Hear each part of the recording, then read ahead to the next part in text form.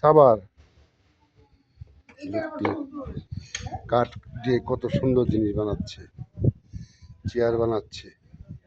আগেকার মানুষ মিস্ত্রি হাতে বানাতো, এখন মেশিনের সাহায্যে দেখুন, এখন মেশিনের সাহায্যে বানান কাঠ দিয়ে। হাতে হাতেই না,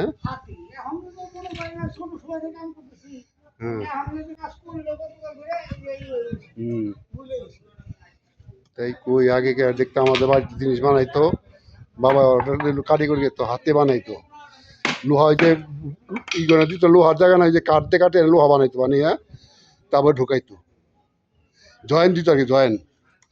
আর এখন সব কত উন্নত মানে মেশিনে 3 ঘন্টার কাজ 15 মিনিটে আধা ঘন্টা হয়ে যায়।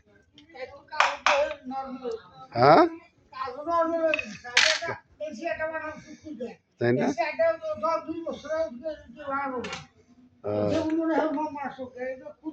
তাই না।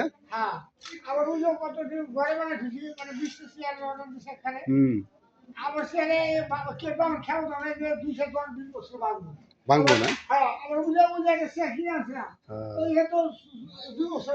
আপনি কি প্রত্যেকবারই নিজের বাড়ি এটা এই জন্য পুষে আর কি, সব কাজ করে। মেশিন মিল আপনার না, এই মিল দেয়া চালের মিল।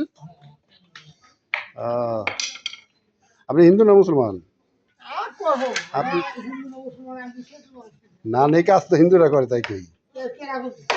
হ্যাঁ এখন করে মুসলমানরাও না,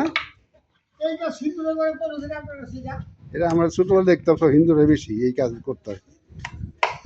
হ্যাঁ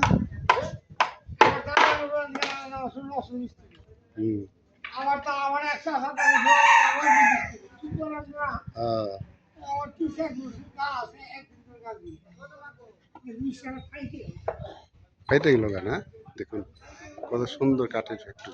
এখানে নিজেই মালিক, নিজে সবকিছু বানায়।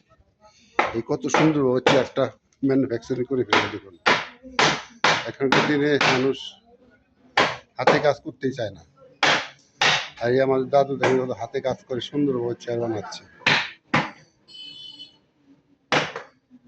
হাতের কাজ।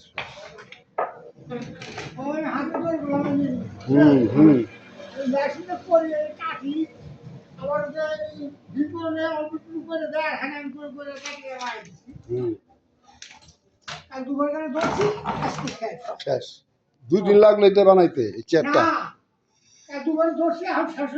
এটা মজুরি কত, মজুরি কত?